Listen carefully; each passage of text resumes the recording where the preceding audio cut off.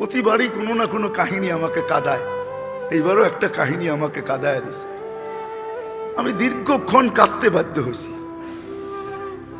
ওই মজমার কার চোখে পানি ছিল এটা আমার বিষয় ছিল না, আমি অন্তরালে যে চোখের পানি মুছতেছিলাম।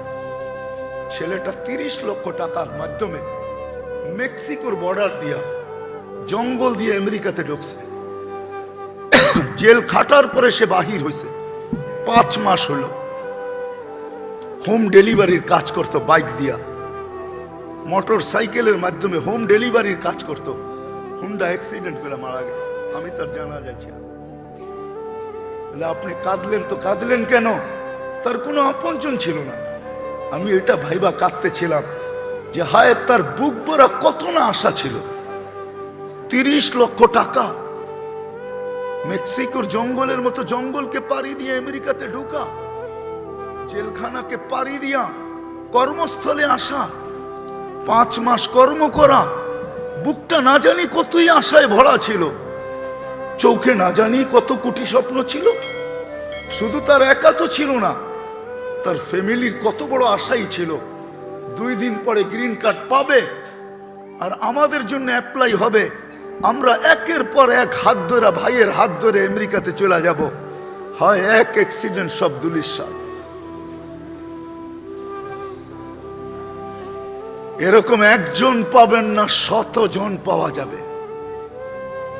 আমি তো টানা 5 বছর দেখতেছি। আমার সাথে 2, 4, 50 জন না, 200 ছেলের এরকম দেখা হয় যারা মেক্সিকোর রাস্তায়।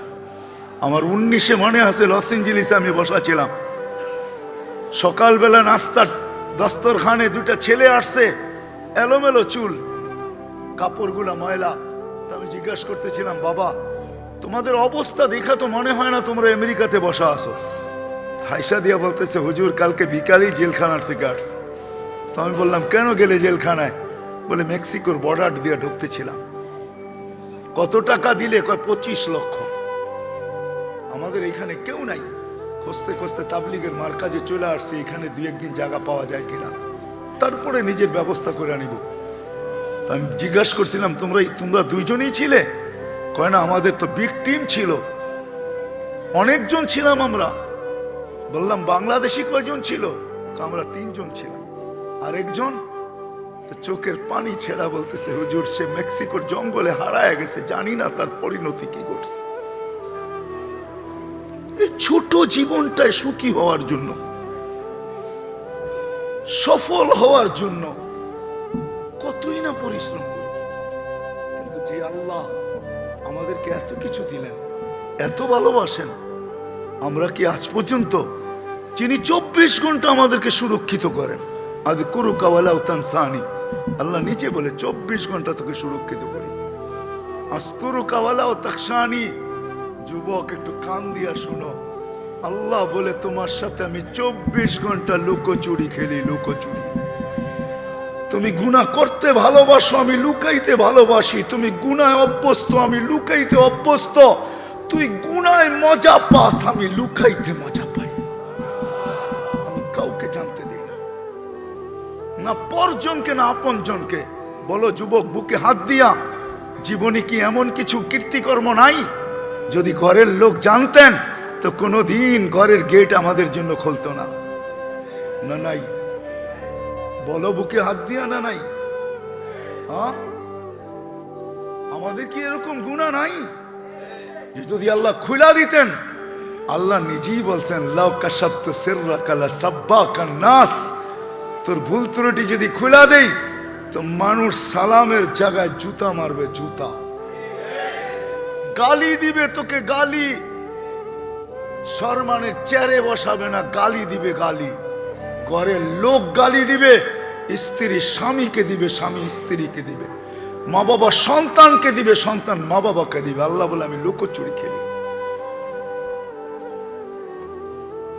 একজনও হবে না যে আমি জিজ্ঞাসা তো দূরের কথা, কখনো 2 মিনিটের জন্য একা একই ভাবছি যে আমি তো সুখ চাই, আমি তো শান্তি চাই, আমি তো সুখী হইতে চাই, আমি তো সফল হইতে চাই।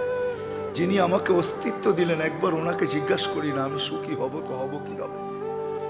আমি সফল হব তো হব কিভাবে? কি 2 মিনিটের জন্য মনে মনেও কি ভাবছি? বলেন, রাগ হয় না, কিন্তু রাগ হয় না। 2 মিনিটের জন্য মনে মনে কখনো ভাবছি যে আমি আল্লাহকে জিজ্ঞেস করি,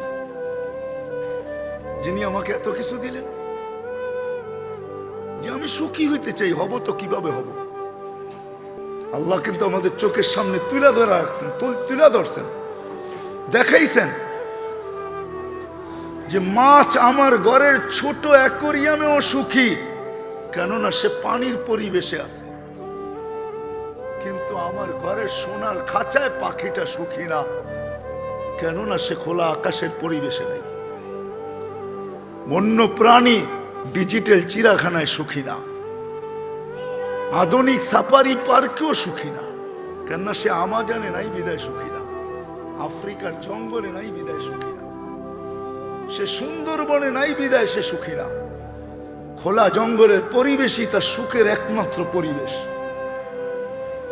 আমাকে যেই আল্লাহ আমাকে এত কিছু দিলেন, ওই আল্লাহ কি এই ছোট জীবনটা একটু সুখে কাটানোর জন্য আমার জন্য কোনো পরিবেশ দেন নাই? আল্লাহ কি আমার উপরে ছেড়ে দিলেন যে তুমি বিবেক বুদ্ধি দ্বারা নির্ণয় করো? রাগ হয়েন না, রাগ হয়ে যায় না। আমার এখানে হাজারো কান্না আছে, হাজারো হাসি আছে। আমি চিনি আমেরিকাতে ওই মা বাবা চিনি আমি, যে আমার হাতে হাত রেখা চোখের পানি ঝরায়া বলছে, আমার জানা ছিল না এই বৃদ্ধ বয়সে আমার ছেলের ঘরে আমাকে চাকর হতে হবে। এরকমও বাবা আমেরিকাতে আছে। আমি জিজ্ঞেস করছি কেন? বলছে আমার ছেলে পুত্রবধূ 2 জন জবে চলে যায়, কাজে চলে যায়। বাচ্চাগুলাকে যদি চিলড্রেন কেয়ারে দিতে হয় তাহলে ডলার গুনতে হবে। ঘরটাকে কে গুছায় রাখবে? কাপড় চোপড় কে গুছায় রাখবে? ভাত তরকারি কে পাক করে রাখবে? আমাদের 2 জনকে নিয়ে আসছে, ওর মাও চাকর আমিও চাকর। হুজুর একটু দোয়া করেন। কি বিশ্বাস হয় না? হয় না? হ্যাঁ, মনে হয় হয় না। তো আমি বললাম কেন? আমেরিকার মতো জায়গায় যদি নুনের থেকে চুন খসে তো আইসা ছেলে কিছু বলুক আর না বলুক, পুত্রবধূ চোখগুলাকে বড় করে আর বলে তোমাদেরকে নিয়ে আসলাম। তো নিয়ে আসলাম কেন? বাচ্চাগুলা দেখে রাখতে পারো না, ছোট্ট ঘরটা গুছায় রাখতে পারো না, জিনিসগুলো এলোমেলো এটা গুছাইতে পারো না, আমাদের জন্য একটু ডাল ভাত তৈরি করতে পারো না। গ্রিন কার্ড দিয়া তোমাদেরকে আমেরিকার মতো জায়গায় নিয়ে আসলাম বলে ডেলি আমাদেরকে শোনায়, হুজুর একটু দোয়া করেন।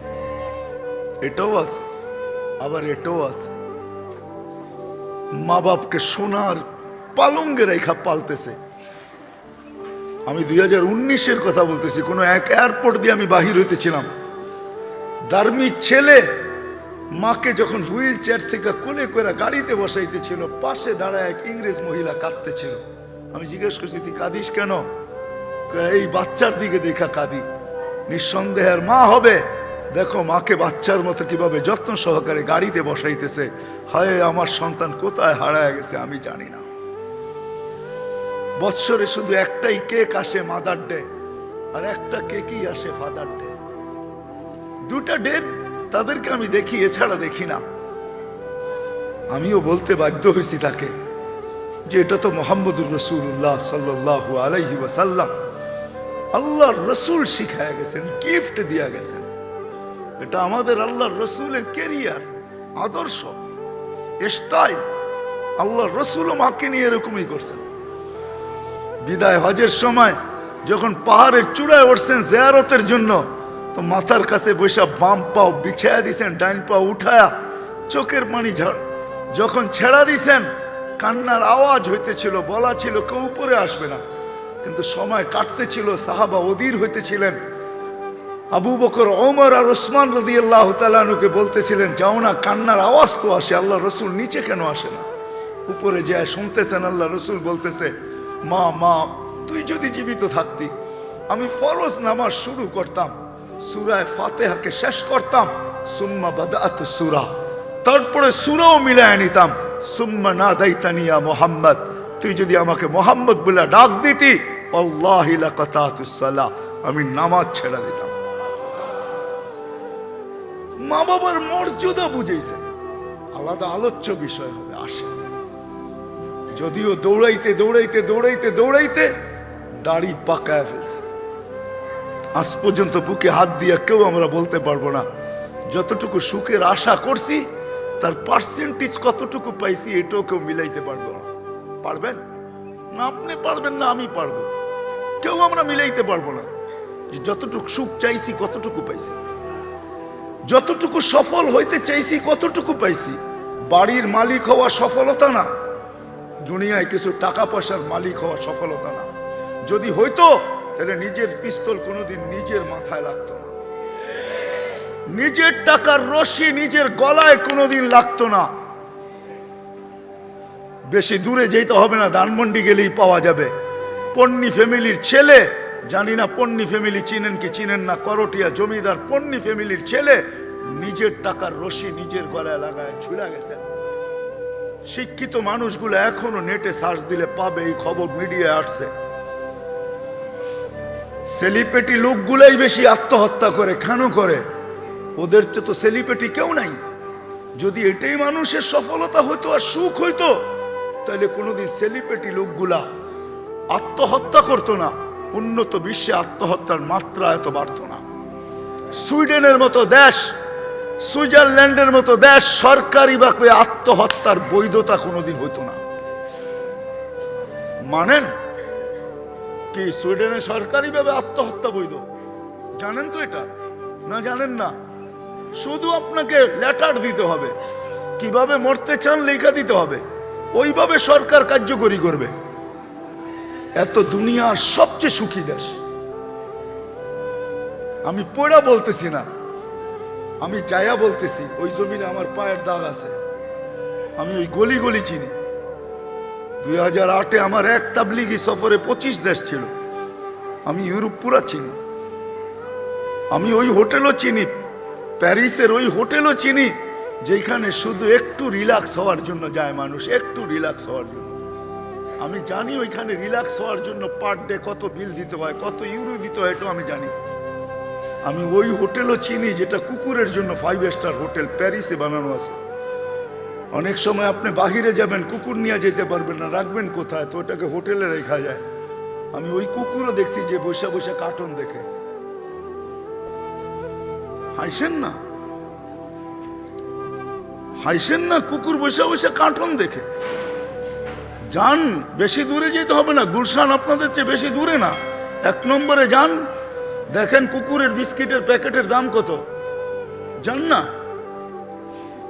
কুকুরের বিস্কিটের প্যাকেটের দাম কত? 1 প্যাকেট কিনে নিয়ে আসেন, বেশি না, গুলশান 1 নম্বরে আছে যেখানে কুকুরের খাদ্য পাওয়া যায়। যান, ওই 1 প্যাকেট দিয়ে আপনি এইখানে আইসা মানুষের খাওয়ার বিস্কুট 1 কার্টন কিনতে পারবেন।